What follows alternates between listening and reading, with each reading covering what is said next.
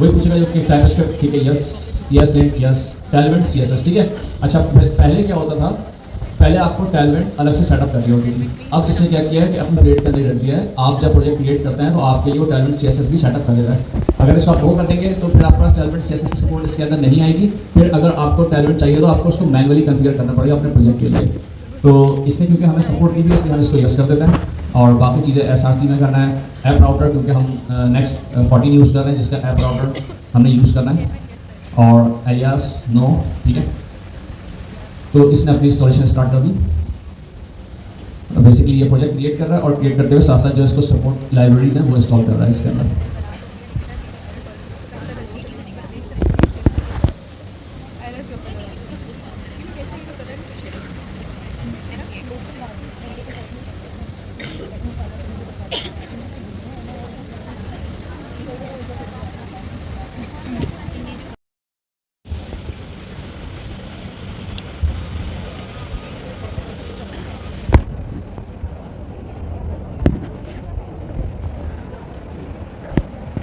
अच्छा, Niagara fall के बारे में किसने सुना है? सुना हुआ है ना? तो कुछ टूरिस्ट वहाँ पे जाते हैं। अच्छा, नियाग्रा फॉल के बारे में मशहूर है कि TSX है और इसके अंदर देखें global.css जिसको हम तक इग्नोर करते आए थे। तो इसको हम देखते हैं कि इसके अंदर क्या क्या चीज़ें। सबसे पहले मैं करता हूँ कि इसके अंदर जो इसने ऑलरेडी क्लासेस बनाई हुई हैं इनको मैं करता हूँ, इनको मैंने बंद कर दिया, ठीक है। और ये जो बेस क्लासेस थी कंपोनेंट की, यूटिलिटी की और बेस की, इसको मैंने इसके अंदर रहने दिया, ठीक है। अच्छा, एक चीज़, एक काम करता हूँ, पहले मैं ये इसमें से मेन को और फुटर को रिमूव कर देता हूँ।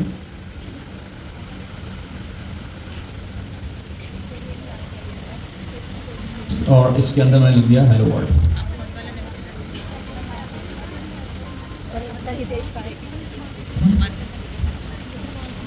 अच्छा,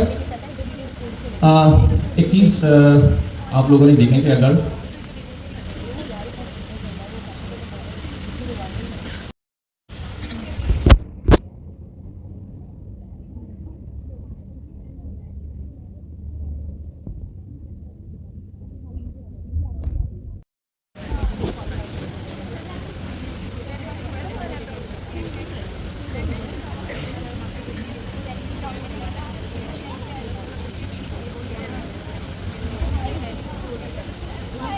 सही है, इसकी नजर आ रही होगी, ओके, ठीक है। तो हम देखते हैं कि हमारा ये प्रोजेक्ट स्टार्ट हो गया और ये हमने इसके अंदर हेलो वर्ल्ड लिखवाया था, जस्ट हेलो वर्ल्ड आ गया, ठीक है। अब हमने करना क्या है, सबसे पहले हमने ये देखना है कि टेलमेंट जो है वो है क्या। बेसिकली टेलमेंट आपको कस्टम CSS होती है ना, उसके अंदर क्या होता है कि आपने जो भी स्टाइलिंग करनी है उसकी क्लासेस आपने खुद बनानी पड़ती हैं। तो टेलमेंट ने क्या किया कि आपको बनी बनाई क्लासेस दे दी। आपको सिर्फ क्लासेस पता होनी चाहिए, आपको क्लासेस अप्लाई करते जाते हैं और आपके पास वो प्रीव्यू आता जाता है आपके पेज के ऊपर, ठीक है। तो सबसे पहले हमें करना ये है कि मैं ये कह रहा हूँ कि डिवाइड क्लास अप्लाई करने के लिए क्लास नेम लिखते हैं आप, और क्लास नेम के अंदर सबसे पहले मैं ये कर रहा हूँ कि इसका जो है वो मैं चेंज करता हूँ बैकग्राउंड कलर, ठीक है। यानी कि मैं ये कहता हूँ कि इसका बैकग्राउंड कलर, तो बैकग्राउंड कलर के लिए आपके पास जो कस्टम आपकी CSS होती है उसके अंदर कौन सी प्रॉपर्टीज होती है बैकग्राउंड कलर के लिए? बैकग्राउंड कलर ना, ठीक है। इसके अंदर जो स्टार्ट होता है वो BG से। जैसे ही आप BG डैश लिखेंगे तो ये आपको सजेशन देना शुरू कर देगा, ठीक है। BG से मतलब बैकग्राउंड, और इसके बाद आपको इसमें कलर का नाम, मैंने इसको ग्रे जैसे लेट्स सपोज ले लिया। अब देखिए ग्रे -50, ग्रे -100, 400, तो ये क्या है, ये इसकी टोन्स हैं। यानी ग्रे मतलब कलर और 400, 500 से टोन है, कितना डार्क या कितना लाइट ये होना चाहिए। अच्छा, ये ओपेसिटी नहीं है, ओपेसिटी डिफरेंट चीज़ होती है, ये इस कलर्स की टोन्स हैं। तो मैंने कहा 500, ठीक है। अब हम आगे देखते हैं, तो ये हमारे पास देखिए इस तरीके से आ गया। अच्छा, इससे जी जी, ब्लॉक लेवल एलिमेंट और इनलाइन, डिफरेंस क्या होता है दोनों के अंदर? ठीक है, ठीक है। अच्छा, देखिए दो तरह के होते हैं, एक होता है हमारे पास ब्लॉक लेवल एलिमेंट और एक होता है हमारे पास inline element. Block level elements जो होते हैं उनका ये होता है कि एक तो वो अपने कंटेनर की फुल बिट ले लेते हैं, ठीक है। यानी कि जितना बड़ा आपका कंटेनर होगा उतनी बिट वो आपकी ले लेंगे। और दूसरा ये कि वो अपने ऊपर और अपने नीचे न्यू लाइन स्टार्ट करते हैं। यानी कि जैसे लेट्स सपोज ये मेरे पास div था और इसके अंदर मैंने लिया ये P, ठीक है। इसको मैंने कहा हेलो वर्ल्ड, या एक काम करते हैं, इसके अंदर मैंने एक और div ले ली और इसको मैंने कोई रैंडम टेक्स्ट डाल देता है इसके अंदर। अच्छा, रैंडम टेक्स्ट के लिए आपके पास जो है एक वेबसाइट होती है लॉरम स्पैन की, ठीक है। ये एक वेबसाइट है, इसमें आपके पास तो रैंडम टैक्स होता है, आप यहाँ से उठा सकते हैं। गार्बेज इसने बहुत सारा जनरेट किया हुआ है, जो डेवलपर्स होता है वो यही करते हैं, टैक्स चाहिए होता है तो वो यहाँ से कॉपी कर लेता है। तो मैंने भी यहीं से कॉपी कर दिया टैक्स, ठीक है। ये टैक्स इसके अंदर डाल दिया मैंने, गलत जगह डाल दिया, ठीक है। और अच्छा, इसको मैं काम करता हूँ, मैं इसको रैप भी कर लेता हूँ ताकि व्यू नजर आए पूरा।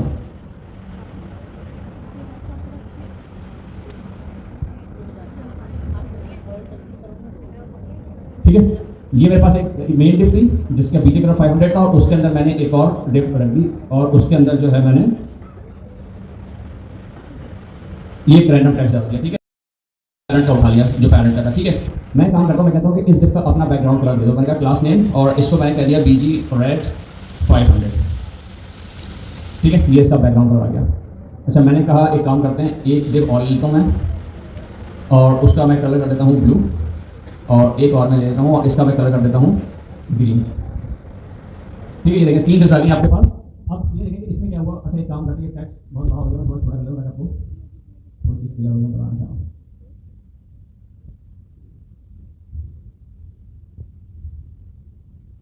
ये अब आपके पास ये जो टेक्स्ट है ये हाफ स्क्रीन में आ रहा है, लेकिन डिप ने क्या किया हुआ है कि आपका जो मेन कंटेनर था इसका उसकी पूरी बिट इसने ले ली है, ठीक है। अच्छा, ये ब्लॉक लेवल एलिमेंट है, और ये देखेंगे ये स्टैक हो रहा है एक दूसरे के ऊपर, ये जो दूसरा डिव है वो पहले डिप के नीचे है, न्यू लाइन स्टार्ट हो रहा है, ठीक है। अच्छा, एक चीज़ और होती है, जैसे कि मैंने इस डिप के बाद मैंने लगा दिया, या इसको मैं करता हूँ स्पैन,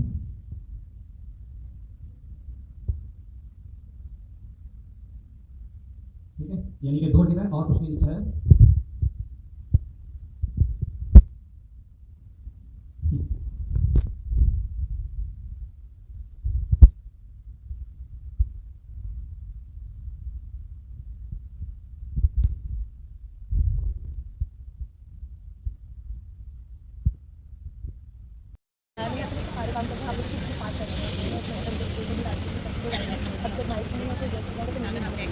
ठीक है। ये क्या है, आपकी मेन डिव है और उसके अंदर एक डिव स्पैन और फिर डिव। अभी आप देखें आपका व्यू बनता किस तरीके से इसका।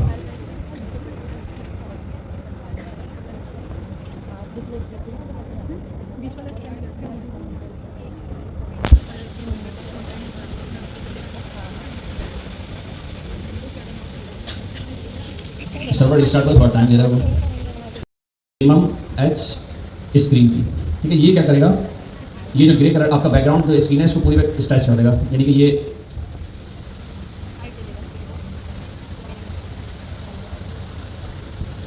जो आपका मेन कंटेनर था, ये एच स्क्रीन क्या करता है कि आपकी जो हाइट होती है उसको पूरी स्क्रीन के ऊपर ले जाता है। ये देखें, अभी ये डिप जो था उतनी हाइट थी जितना इसके अंदर कंटेंट है। मैं ये चाहूँ कि पूरी स्क्रीन पे आ जाए, आपका जो मेन कंटेनर है तो ये एच स्क्रीन मैंने लगा दिया इसके ऊपर, तो ये पूरी स्क्रीन के ऊपर चला गया, ठीक है। और इसके अंदर मैंने अपनी वो 3 डिप डाल दी, एक डिप थी, 2 एक स्पैन और एक डिप। अच्छा, डिप जो है ये बेसिकली ब्लॉक लेवल एलिमेंट है, और स्पैन जो होता है ये इनलाइन होता है, ठीक है। अच्छा, इनलाइन और ब्लॉक में, इनलाइन में क्या होता है कि इनलाइन जो होता है वो अब उसी जगह पे चेंजेस करता है जहाँ पे वो अप्लाई हुआ है, नेक्स्ट लाइन क्रिएट नहीं करता, और जितना कॉन्टेंट होता है उतनी उसकी बिट हो जाती है, ठीक है। ये देखें, अब हम इसमें आते हैं, इसका आउटपुट देखते हैं इसका। देखें कंट्री, ये डिफ थी, इसने पूरी बिट ली हुई है, ये स्पैन था, इसने उतनी ही बिट ली हुई है जितनी इसके अंदर, जितना इसका टेक्स्ट, जितना सा कंटेंट है उतनी बिट, ठीक है। और फिर तीसरा फिर डिफ था, इसने फिर फुल स्क्रीन पे चला गया।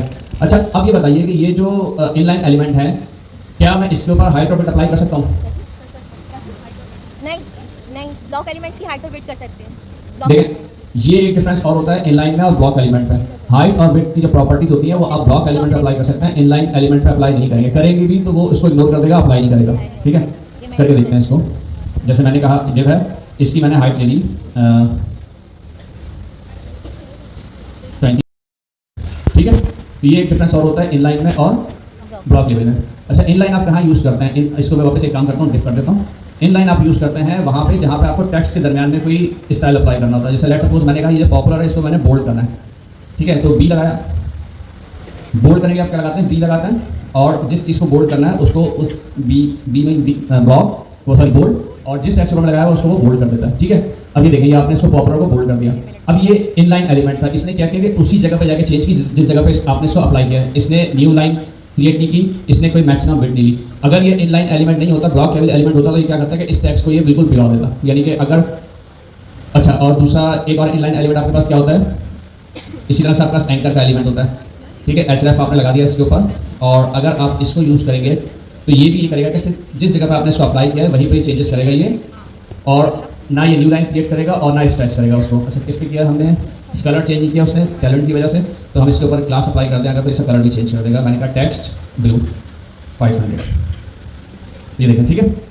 ये होता है इनलाइन में और ब्लॉक एलिमेंट में। तो हम ब्लॉक एलिमेंट वहाँ यूज़ करते हैं जहाँ हमने कोई सेक्शन क्रिएट करना हो, हेडिंग लगानी हो या कोई ब्लॉक क्रिएट करना हो, और इनलाइन हम यूज़ करते हैं हमें टेक्स्ट के दरमियान में ही कोई चीज़ अप्लाई करनी हो, हमने ये बोल्ड करना है, हमने जो है वो एंकर का अप्लाई करना है, हमने ब्रेक का लगाना है। तो ये सारे एलिमेंट जो है, ठीक है। अब ये देखें, ये 3 जो है मेरे पास डिव है। ये फुल बिट ली हुई है क्योंकि बाय डिफॉल्ट ये होता है कि ब्लॉक एलिमेंट जो होता है वो कंटेनर की फुल बिट ले लेता है। मैं ये कह रहा हूँ कि इसकी बिट डिफाइन कर देता हूँ मैं। अच्छा, इसकी मतलब मुझे बिट डिफाइन करनी है इस डिव की, तो मैं कहाँ पे अप्लाई करूँगा? पेरेंट के ऊपर, या जिस एलिमेंट की बिट चेंज करनी है उस पर मैं क्लास लगाऊंगा।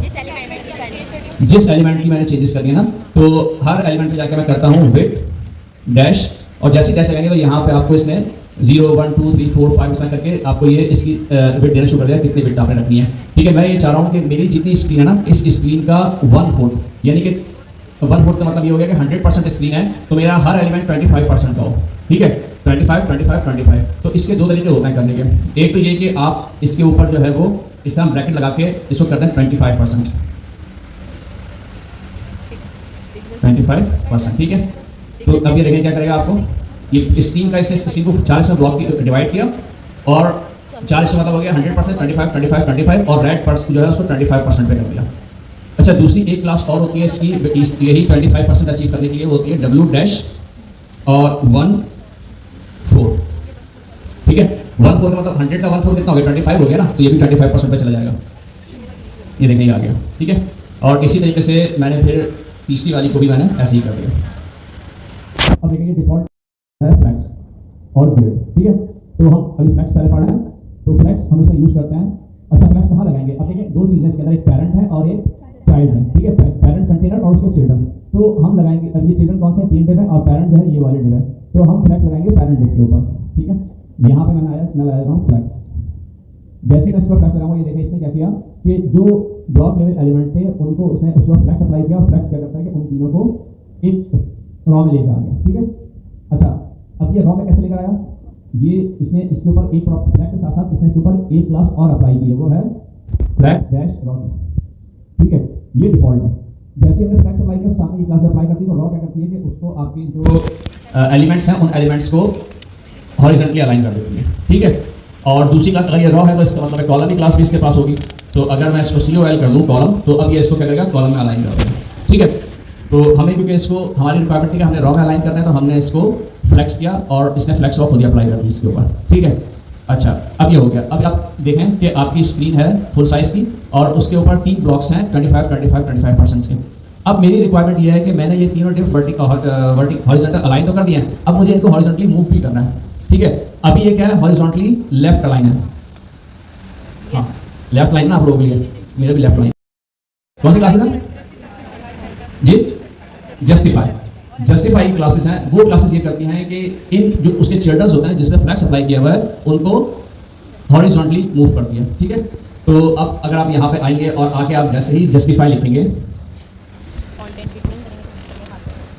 देखिए इसने आपको सजेशन देना शुरू कर दी। अच्छा, सजेशन इसलिए दे रहा है कि मैंने जो है वो एक्सटेंशन इंस्टॉल की हुई है।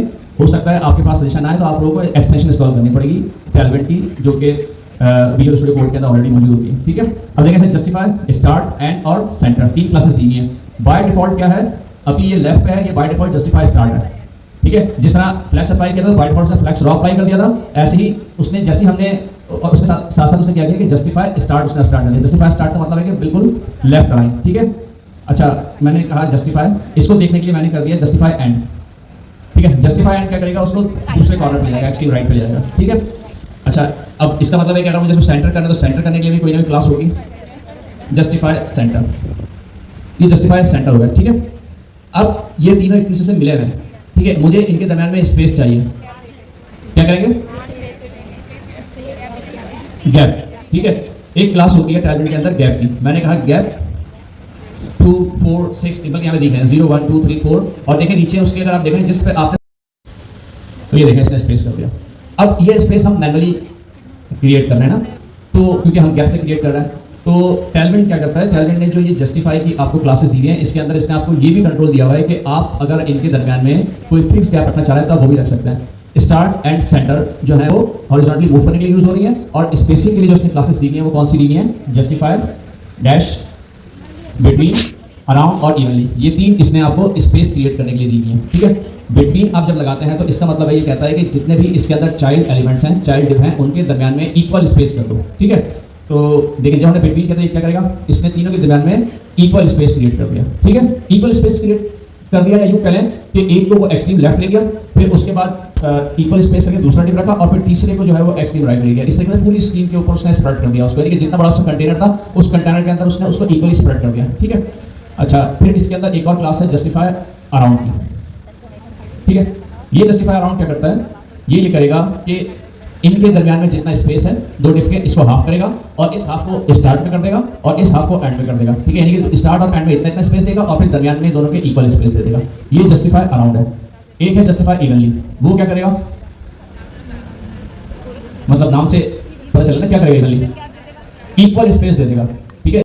ये तो हो गया हॉरिजॉन्टली इसको मूव करना है। अब अगर मुझे इसको वर्टिकली मूव करना हो तो फिर हम क्या करेंगे, कौन सी क्लासेस होती हैं वर्टिकल मूव करने के लिए, आइटम्स, ठीक है। आइटम की क्लासेस होती हैं जो कि हमें टैलेंट प्रोवाइड कर रहा है, वो क्या करते हैं फ्लेक्स के अंदर जो उसके चाइल्ड एलिमेंट्स हैं उनको वर्टिकल मूव करने के लिए यूज होती है। हॉरिजॉन्टली के लिए जस्टिफाई यूज करते हैं, वर्टिकल के लिए हम आइटम्स यूज करते हैं, ठीक है। अब मैंने इसको लिखा आइटम्स स्टार्ट, सबसे पहली क्लास। तो क्योंकि स्टार्ट का मतलब है, क्योंकि हम इसको वर्टिकल मूव कर रहे हैं, तो स्टार्ट का मतलब है कि आपकी जो स्क्रीन का टॉप है या कंटेनर का टॉप है वो वहां पे आ जाएगी। तो डिफॉल्ट में वहीं पे थी, इसका मतलब हुआ कि डिफॉल्ट में आइटम स्टार्ट उसने उसके ऊपर अप्लाई किया हुआ है, ठीक है। मुझे इसको सेंटर करना है, तो सेंटर करने के लिए आइटम्स के अंदर कौन सी होती है, सेंटर, ठीक है।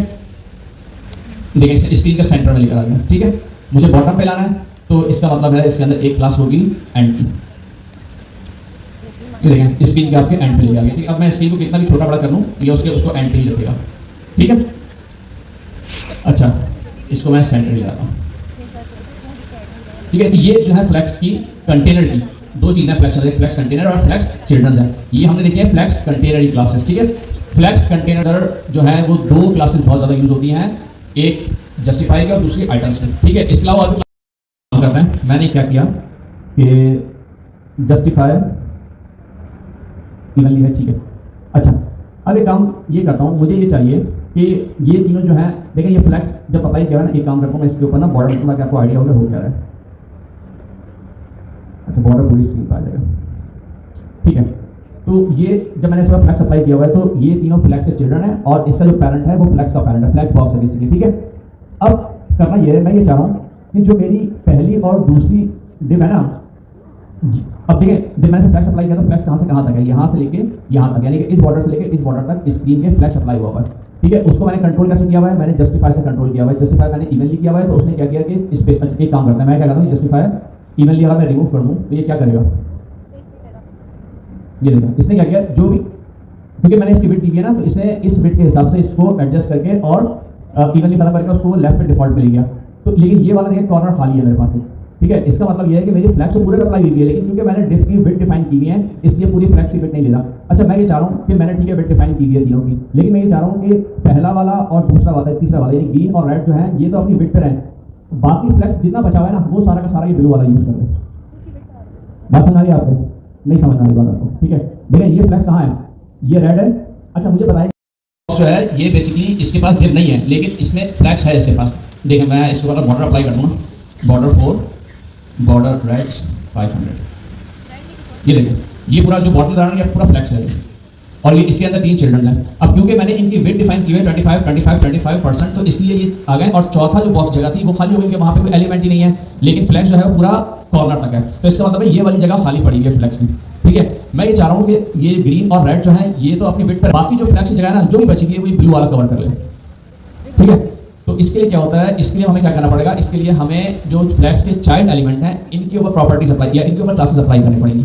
अभी तक हम पेरेंट पे अप्लाई कर रहे थे, अब क्योंकि हमें ये चाह रहे हैं कि जो चाइल्ड एलिमेंट है वो कुछ रिएक्ट करें चीज़ों के ऊपर, तो हमें अब चाइल्ड के ऊपर अप्लाई करनी पड़ेगी।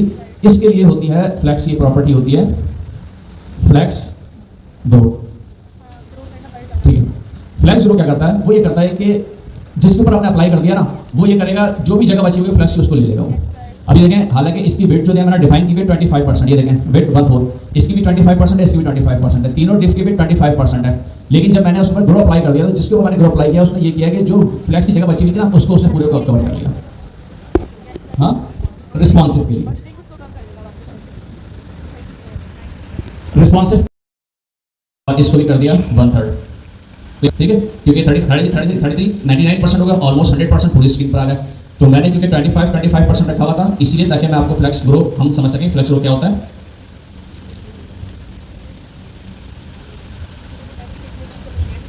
ठीक है, तो अच्छा, फ्लेक्स ग्रो क्या कर रहा है कि जो जगह फ्लेक्स के अंदर बच रही है उसको वो रिजर्व कर ले रहा है या उसके ऊपर अपने आप को स्ट्रेच कर ले रहा है पूरे ऊपर।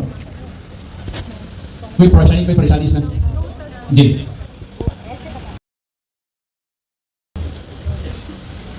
फ्लेक्स रॉ रिवर्स, ठीक है। ये आप करने के तो क्या होगा कि अच्छा ये फ्लेक्स रॉ लगी हुई है, कॉन्फ्लिक्ट कर रहा है उसके साथ, ये ठीक है। तो ये करेगा कि आपकी पोजीशंस, तो ये हो गए, अच्छा फ्लेक्स ग्रो हो गया, ठीक है।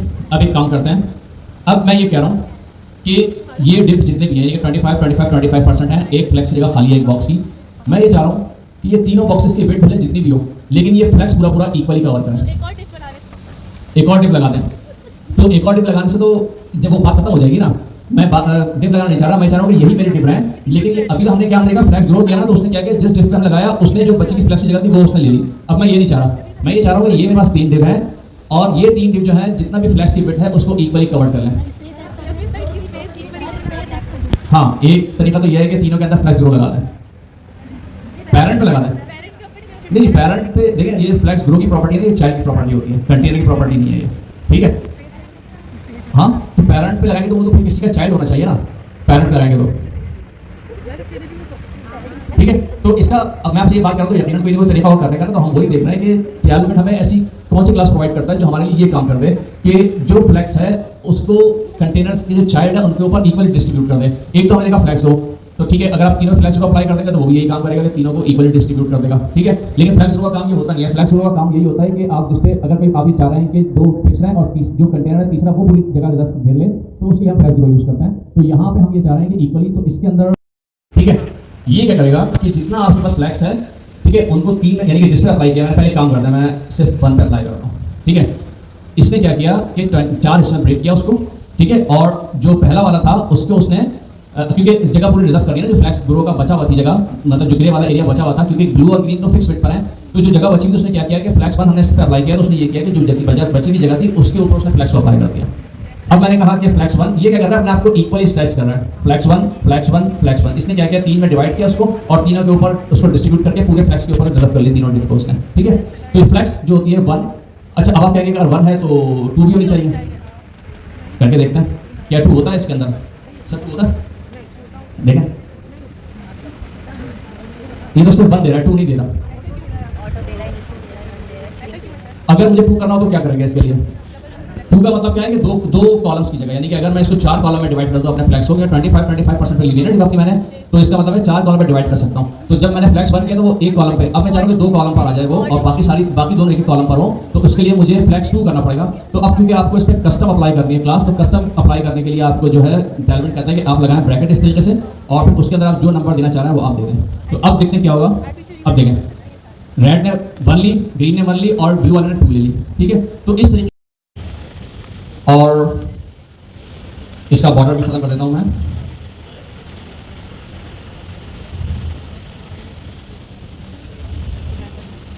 ठीक है। अच्छा मुझे एक बात बताइए कि अभी जो मैं काम कर रहा हूं ये मैं कर रहा हूं page.tsx के ऊपर। इसका मतलब ये हुआ कि मेरा जो है वो इस पेज का कंटेनर ये वाला है, ठीक है, ये मेरा पेज नजर आ रहा है, इस पेज का ये कंटेनर है जिसमें मैंने बैकग्राउंड ग्रे दिया हुआ है। क्या इसके ऊपर भी कोई कंटेनर है? अभी नहीं है, मैं लगा सकता हूँ, कहाँ लगाऊंगा अगर लगा रहा हूँ, मैं ये चाह रहा हूँ ग्रुप ही लग जाए, जितने पेज रहा हूँ सब पेज के ऊपर वो कंटेनर लग जाए लेआउट पे, ठीक है। तो मैं लेआउट पे लगाऊंगा। अच्छा मैं क्यों लगा रहा हूँ ये आपको बताता हूँ। अभी जो एक गलती आप लोग कर रहे थे उस वक्त जब अपना असाइनमेंट बना रहे थे फिग्मा वाला पिक्सल परफेक्ट करने में, तो उसके अंदर जो गलती कर रहे थे वो मैं आपको बताता हूँ कि क्या थी। लेआउट में गया मैं कहाँ लगाऊंगा मैं इसको? अगर मैं चाह रहा हूँ कि मेरे पेज के ऊपर एक और डिव आ जाए तो कहाँ लगाऊंगा मैं? चिल्ड्रन के ऊपर, ठीक है। यानी कि ये जो चिल्ड्रन है ये मेरा बेसिकली वो पेज डॉट टीएक्सएस है जिस पर मैं काम कर रहा हूँ। तो अगर मैं ये चाह रहा हूँ कि ये पेज डॉट टीएक्सएस के ऊपर मेरा एक और डिव आ जाए तो इसके ऊपर मैं यहाँ पे अगर यहाँ लगा देता हूँ मैं डिव, और वो कितना था 1440 पिक्सल्स पे था, ठीक है। एक काम करते हैं, अभी मैं ले लेता हूँ इसको वेट फुल, ठीक है। और ठीक है, वेट फुल ले ली मैंने इसकी, ठीक है। अब ये देखते हैं कोई फर्क नहीं पड़ा आपके पास यहाँ पे, क्योंकि ये वाला जो कंटेनर है, एक काम करते हैं मैं पेज डॉट टीएक्सएस पे आता हूँ और यहाँ से मैं ये बीजी ग्रेड हटा देता हूँ और ये भी हटा देता हूँ, बीजी ग्रेड, और ठीक है। तो बीजी ग्रेड हटाया, बैकग्राउंड वाइट हो गया, और आपके पास मैंने एच स्क्रीन हटा दी। तो आपके पास क्या हुआ कि जैसे ही एच स्क्रीन मैंने हटाई तो अब आपका जो कंटेनर था डिव का उसने उतनी ही हाइट ली जितने उसके अंदर कंटेंट था, क्योंकि मैंने इस पर एच स्क्रीन लगाया हुआ था इसलिए वो फुल स्क्रीन ले रहा था, ठीक है। मैं करता हूँ ये क्लासेस निकाल के मैं लेआउट में जो डिव बनाया इसमें लगा देता हूँ। बॉर्डर बॉर्डर हटा दिया, बॉर्डर नहीं है लगा हुआ है, ये बॉर्डर पे हटा दिया, अब बॉर्डर 4 पे हटा दिया, ठीक है। तो ये आ गया, ठीक। अच्छा, अब मैं थोड़ा सा स्क्रीन को छोटा कर रहा हूँ ताकि मैं आपको ये बताना चाह रहा हूँ बता सकूँ। अभी मैं एक्चुअल पे ले आता हूँ, ठीक है, क्योंकि मेरा ये लैपटॉप जो है वो शायद 1900 पिक्सल्स रेजोल्यूशन पर है, तो इसलिए ये आपको इतना छोटा जा रहा है। मैं एक काम करता हूँ, मैं गया यहाँ पे राइट क्लिक की, मैंने कहा इंस्पेक्ट, जैसे ही इंस्पेक्ट करता हूँ तो यहाँ पे रेजोल्यूशन आ रही है, इसकी विड्थ है 2560 पे, ठीक है। अब क्योंकि मैंने लगाया हुआ है W-full, तो ये क्या कर रहा है कि इसको जो भी स्क्रीन मिल रही है उसके ऊपर आपको 100% पे स्क्रैच कर दे रहा है, ठीक है। ये बड़ी स्क्रीन थी, ये दूसरी स्क्रीन है 1440 वाली भी, इसमें मैंने क्लिक किया तो इसने अपने आप को उतना बड़ा कर लिया। फिर इससे छोटी स्क्रीन थी 1024 वाली, उस पर क्लिक किया तो उसने कर लिया। टैबलेट वाली स्क्रीन पर अब जितनी बड़ी स्क्रीन करता हूँ मैं अपने आप को एडजस्ट करता जा रहा है, ये विड्थ फुल के ऊपर है। अच्छा, अब देखिए मैं तो ये चाह रहा था कि मेरा जो डिज़ाइन है वो 1440 के ऊपर हो, ठीक है।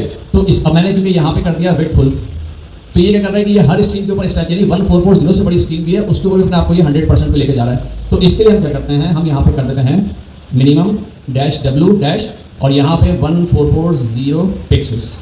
अब देखें अब क्या होगा, अब ये बड़ी स्क्रीन है मेरे पास,